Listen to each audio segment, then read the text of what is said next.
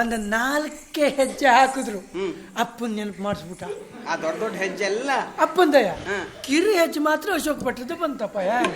ಅಮ್ಮ ಇನ್ನೊಂದು 4 ಹೆಜ್ಜೆ ಹಾಕ್ಲಾ? ಊರ್ ಮೇಲೆ ಉಂಟು ನೋಡಿ ಬಿಡುವ. ಬೇಡ, ಊರ್ ಮೇಲೆ ನೋಡ್ದಲ್ಲ ಬರ್ತದೆ. ಬೇಡ ಬೇಡ. ಅಯ್ಯೋ ಎಂತ ಆಯ್ತು ಇದು ಮಾತಾಡ್ತೆ. ಇದು ನಿನಗೆ ಸಮಸ್ಯೆ ಉಂಟು, ಅದಕ್ಕೆ ಪರಿಹಾರವನ್ನ ನೀನು ಪ್ರೀತರನ್ನು ಬಿಟ್ಟಿದ್ದವಳೇ ಅಲ್ವಾ? ಅದಕ್ಕೆ ಯೋಚನೆ ಮಾಡುವುದೇ ಬೇಡ, ಅದೊಂದು ದೊಡ್ಡ ವಿಚಾರವೇ ಅಲ್ಲ. ನಾನಿದ್ದೇನೆ ಆ ಪರಿಹಾರ ಮಾಡಲಿಕ್ಕೆ. ಇವತ್ತು ಒಂದು ರಾತ್ರಿ ನಿನ್ನ ಪ್ರೀತನ ಬದಲಿಗೆ ನಾನು ಇರ್ತೇನೆ. ಬಿಡು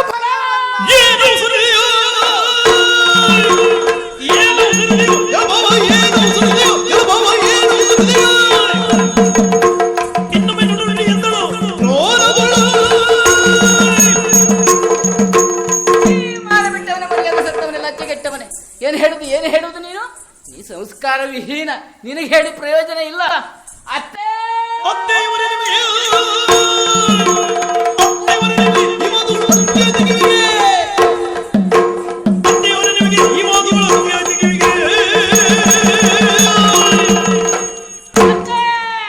ಕೇಳಿದ್ರೆ ನಮ್ಮ ಮಗನ ಮಾತನ್ನ.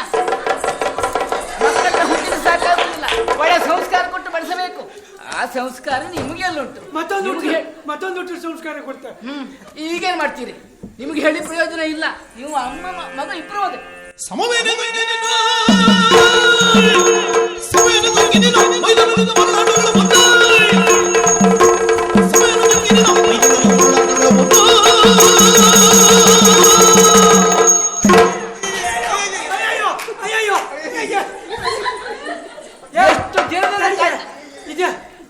ಸ್ವಪ್ನವೇ ಗುದ್ದೆ ಮಾಡಿದ್ದೆ. ಹೌದು, ಹಾಗೆ ಮಾಡಿದ್ದೆ. ಸ್ವಪ್ನವ್ರು ಹಾಕಿದಂಗೆ ಒಂದ್ರ ಮೇಲೆ ಬಂತಂದ್ರೆ ಸಾಯಿಸ್ಬೇಕು ನಿಮ್ಮನ್ನ. ಹಾಕುವುದು. ಎಷ್ಟು ದಿನದ ಕಾಯ್ತಾ ಇದ್ದೀಯ? ಆ ಕಾರಣಕ್ಕಾಗಿ ನನ್ನ ಕರೆಸಿಕೊಂಡದ್ದ ಅವಮಾನ ಮಾಡುವುದಕ್ಕಾಗಿ? ಒಂದು ಕ್ಷಣ ನಾನು ಇಲ್ಲಿರುವುದಿಲ್ಲ, ಹೋಗ್ತೇನೆ ನಾನು. ಸಿಟ್ಟು ಶಾಂತವ ಮಾಡು,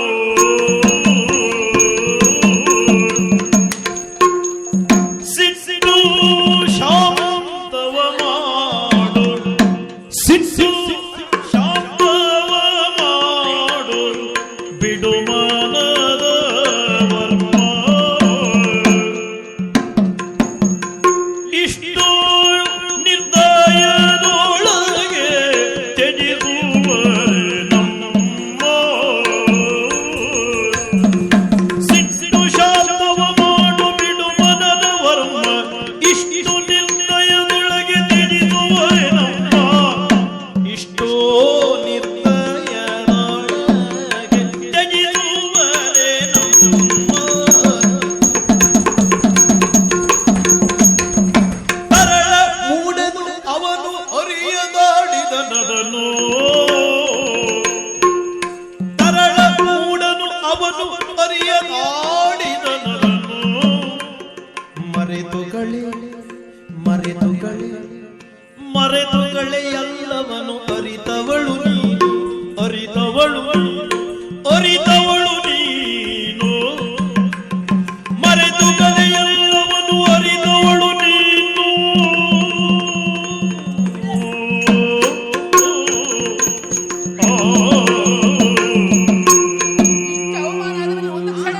ಹೊರಡ್ತೇನೆ ನಾನು. ಸ್ವಲ್ಪ ತಡ್ಕೊಳ್ಳಿ, ಏನ್ ತಡೆಯುವುದು? ಸ್ವಲ್ಪ ತಡ್ಕೊ. ಒಂದು ಸಿಟ್ಟು ಬಂದು ಬಾವಿ ಹಾರಿದ್ರೆ 25 ಸಿಟ್ಟು ಬಂದ್ರೆ ಮೇಲೆ ಬರ್ಲಿಕ್ಕೆ ಆಗ್ತದೇನೆ? ಆಗುವುದಿಲ್ಲ. ಅವ ಆಡಿದ್ದು ಎಷ್ಟು ಕೆಟ್ಟ ಶಬ್ದ, ಎಷ್ಟು ಅಪರಾಧ ಅಂತ ನಾ ಅರಿಯದೆ ಹೋದವಳಲ್ಲ. ನಿಜವಾಗಿ ಅವ ಆಡಿದ ಮಾತಿಗೆ ಮರ್ಯಾದೆ ಇದೆ. ಹೆಣ್ಣು ಮಕ್ಕಳಾದ್ರೆ ಆತ್ಮಹತ್ಯೆ ಮಾಡ್ಕೊಳ್ತೀವಿ. ನೀವು ಮಾಡ್ಕೊಳ್ಳಿ ಈಗ ಆತ್ಮಹತ್ಯೆ. ನನಗೆ ಮರ್ಯಾದೆ ಇಲ್ಲ ಅಂತ ಹೇಳುವುದು ಈಗ. ಹಾಗಲ್ವೇ, ನಿಂದ ಆತ್ಮಹತ್ಯೆ ಮಾಡ್ಕೊಳ್ಳುವಂತ ಮರ್ಯಾದೆ ಅಲ್ಲ ಅಂತ ಎಂತದತ್ತ ಮಾತಾಡುವುದು ನೀವು? ಅವ ಆಡಿದ್ದು ತಪ್ಪು, ಹೌದು, ನನಗೆ ಗೊತ್ತುಂಟು.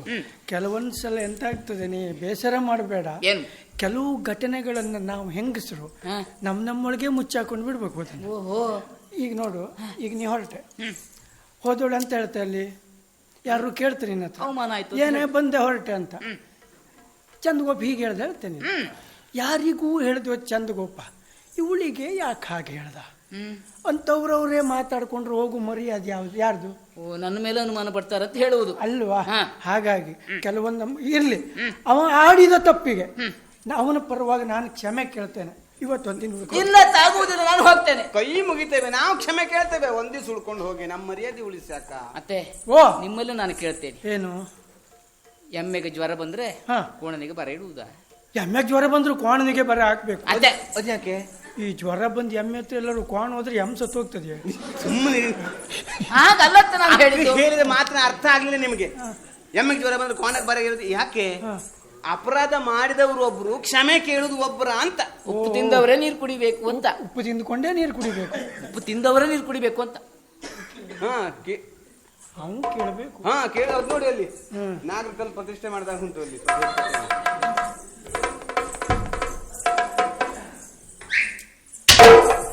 ಅಮ್ಮ ಹೇಳು ಬಾ. ಎಂತ ಬಿತ್ತು? ಈಗ ಬೀಳ್ತದೆ ಬಾ. ಹೆಸರು ಮಾಡಿದ್ರೆ ಬಿದ್ದು ಕೋಣ ಮಾಡಿ ಅಮ್ಮ ತಡಾಲ ಏನು ಬೀಳಲಿಲ್ಲ. ಒಳ್ಳೆ ನಿದ್ದೆ ಬಂದಿದೆ. ಇದು ಅವಳ ಹತ್ರ ಎಂತ ಬಗಳದೆ? ಯಾರು ಅವಳ ಹತ್ರ? ಓ ಇವಳು, ಅವಳು ಇದಕ್ಕೆ ಪರಿಹಾರ ಕೊಟ್ಟಿದ್ದೇನೆ. ಅವಳು ಸಂತೋಷದಲ್ಲಿ ಕುಣಿದ್ಬಿಟ್ಲು. ಈಗ ಬಾವಾ ಬಾವಾ ಅಂತ.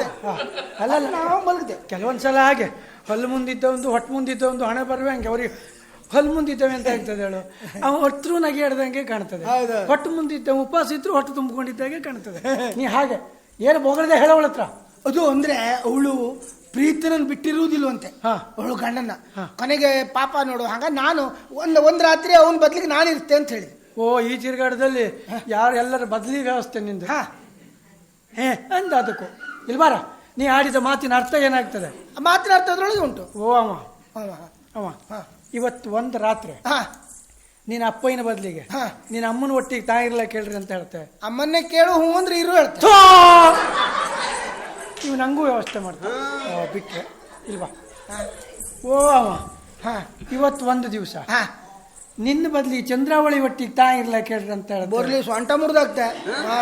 ಓ ಅಂದ್ರೆ ಇವ ಹೆಡ್ಡಲ್ಲ, ಅವ್ರಿಗೆ ಬೇಕಾದ. ನೀನು ಹೇಳಿದ್ದದೇ ಆಯ್ತು. ಹೋಗಿ ಅವಳ ಕಾಲಿಗೆ ಬಿದ್ದು ತಪ್ಪಾಯ್ತು ಅಂತ ಕ್ಷಮೆ ಕೇಳು. ಯಾರಿಗೆ? ಅವಳ ಕಾಲಿಗೆ ಬಿದ್ದು ಕ್ಷಮೆ ಕೇಳು. ನೀನೇ ಕೇಳು. ತಪ್ಪು ಮಾಡಿದವ ನೀನು, ಆಡಿದವ ನೀನು. ಹೋಗು, ನೀ ಕೇಳು. ಹೋಗ್ತೇ ಬಿಡ್ಲ. ಹೋಗು, ಕಾಲಿಗೆ ಬಿದ್ದು ಕ್ಷಮೆ. ಎಲ್ಲ ಜೋರ್ ಮಾಡೋದಂತ ನೀವು ಯಜಮಾನ. ನಾನು ಈಗ ಕೈಯಲ್ಲುಂಟಾ? ಅಲ್ಲಿ ಕ್ಷಮೆ ಕೇಳಿ ಅಂತ ಹೇಳಿ ನಂಗೆ ಹೊಡಿದ್ರು. ಹೊತ್ತಿಗೆ ನಿಜವಾಗಿ ನಾನು ನಿನಗೆ ಆ ಮಾತೆಲ್ಲ ಆಡಬಾರ್ದಿತ್ತಂತೆ. ನನಗೆ ಗೊತ್ತಾಗ್ಲಿಲ್ಲ, ಅಮ್ಮ ಹೇಳಿದ ಮೇಲೆ ಗೊತ್ತಾಯ್ತು. ನೋಡು, ಅವರೆಲ್ಲ ಹೇಳ್ತಾ ಇದ್ದಾರೆ. ಆದ್ದರಿಂದಾಗಿ ಇಂಥ ತಪ್ಪು ಮಾಡಿದ ನೋಡಿದ್ರ ಸೀರೆ ಇದೇ ಸಂಸ್ಕಾರ ಮಗನದ್ದು. ಎಲ್ಲದಕ್ಕೂ ಅವನ್ ತಪ್ಪು. ಮತ್ತೆ ತಪ್ಪಲ್ಲ ಮಾತೆ. ಹಾಗಲ್ಲ, ನಾವು ಅವನ ಹತ್ರ ಹೇಳಿದ್ದೇನು, ನಿನ್ನ ಕಾಲಿಗೆ ಬಿದ್ದು ಕ್ಷಮೆ ಕೇಳು. ಹೌದು, ಕಾಲಿಗೆ ಬೀಳ್ಬೇಕಿತ್ತು. ಮತ್ತೆ ಸೀರೆ ನಿನ್ನ ಕಾಲು ಕಾಣಲಿಲ್ಲ, ಸೀರೆ ಒಳಗೆ ಇರಬಹುದು ಅನ್ನುವ ಭ್ರಮೆಯಿಂದ ಎತ್ತಿದ್ದ. ಸೀರೆ ಉಡುವುದು ಹಾಗ? ನೋಡ್, ನಾ ಸೀರೆ ಉಟ್ಟಿದ್ದೆ, ಕಾಲು ಕಾಣಬೇಕು. ನಿಮಗೆ ವಯಸ್ಸಾಗಿದತ್ತೆ.